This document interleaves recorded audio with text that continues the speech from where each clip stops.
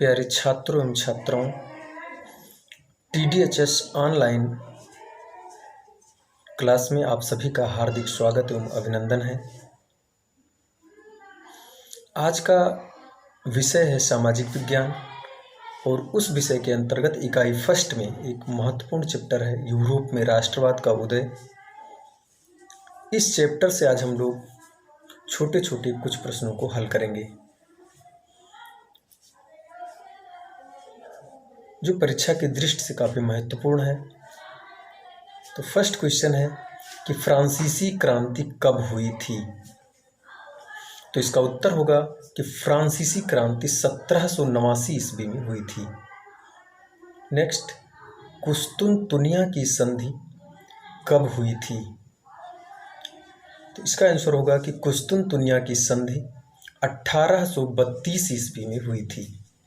Next question, यूनानी स्वतंत्रता के लिए संघर्ष कब आरंभ हुआ था। तो यूनानी स्वतंत्रता के लिए जो संघर्ष था वह 1821 ईस्वी में आरंभ हुआ था। नेक्स्ट क्वेश्चन है कि वियना शांति संधि कब हुई थी। इसको एक और नाम से जाना जाता है वियना कांग्रेस। कभी कभी ऐसे भी पूछ सकता है कि वियना कांग्रेस कब हुई थी। तो इसका आंसर होगा कि वियना कांग्रेस या वियना शांति संधि 1815 ईस्वी में हुई थी। अब 1815 ईस्वी की बात आ गई है तो ये डेट एक दृष्टि से और भी महत्वपूर्ण है कि 1815 ईस्वी को ही वाटरलू का युद्ध हुआ था, जिसमें फ्रांस का सम्राट नेपोलियन पराजित हो गया था। और बहुत ही महत्वपूर्ण यह युद्ध है, काफ़ी इम्पोर्टेंट है वाटरलू का युद्ध, जो 1815 ईस्वी में हुआ था। अगला क्वेश्चन है, द स्पिरिट ऑफ लॉ नामक पुस्तक की रचना किसने की थी। तो इसका आंसर होगा कि द स्पिरिट ऑफ लॉ नामक पुस्तक की रचना मॉन्टेस्क्यू ने की थी। अगला क्वेश्चन, विश्वकोश नामक ग्रंथ की रचना किसने की। तो इसका आंसर है कि विश्वकोश नामक ग्रंथ की रचना दिदरो ने की थी। अगला क्वेश्चन, यंग इटली एवं यंग यूरोप की स्थापना किसने की थी।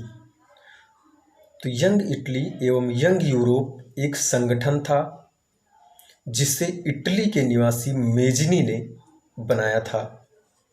तो इसका उत्तर क्या होगा, मेजिनी होगा। अगला क्वेश्चन, इटली एवं जर्मनी का एकीकरण कब पूरा हुआ। इटली एवं जर्मनी का एकीकरण कब पूरा हुआ। तो दोनों ही महत्वपूर्ण है और दोनों ही देशों का जो एकीकरण था वो 1871 ईस्वी में पूरा हुआ था। अगला क्वेश्चन है कि जर्मनी के एकीकरण में महत्वपूर्ण भूमिका किसकी थी। तो जर्मनी के एकीकरण में महत्वपूर्ण भूमिका ऑटो वन बिस्मार्क की थी। कभी कभी ऐसे भी प्रश्न पूछा जाता है कि जर्मनी के एकीकरण में किसका महत्वपूर्ण योगदान था। तो उसका उत्तर होगा बिस्मार्क। अगला क्वेश्चन देते हैं, इटली के एकीकरण में किसकी किसकी भूमिका थी। तो यहाँ पर इटली के एकीकरण में एक से अधिक लोगों का योगदान था, इसलिए यह इम्पोर्टेंट है। और इसके एकीकरण में 3 महान हस्तियों का योगदान था। उन तीनों का नाम हमको याद रखना है। जैसा कि हम लोग देख रहे हैं कि इटली में 3 अक्षर है, ई, ट और ल। तो इस तरह से भी हम याद रख सकते हैं कि इसमें 3 लोगों का योगदान था। ज्यूसेppe मेत्सिनी, जिसको मेजनी के नाम से जाना जाता है।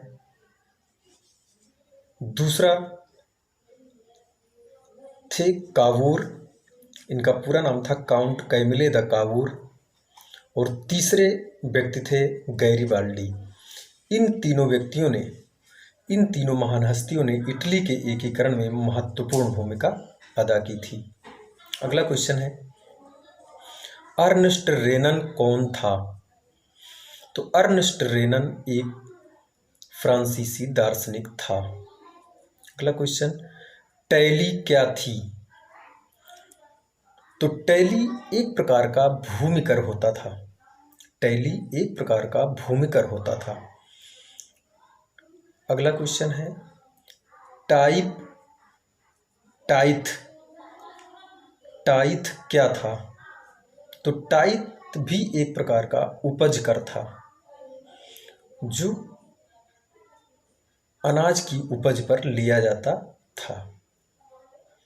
अगला क्वेश्चन है, आयरलैंड को बलपूर्वक यूनाइटेड किंगडम अर्थात इंग्लैंड में कब मिलाया गया था? तो इसका उत्तर होगा 1801 ईस्वी में।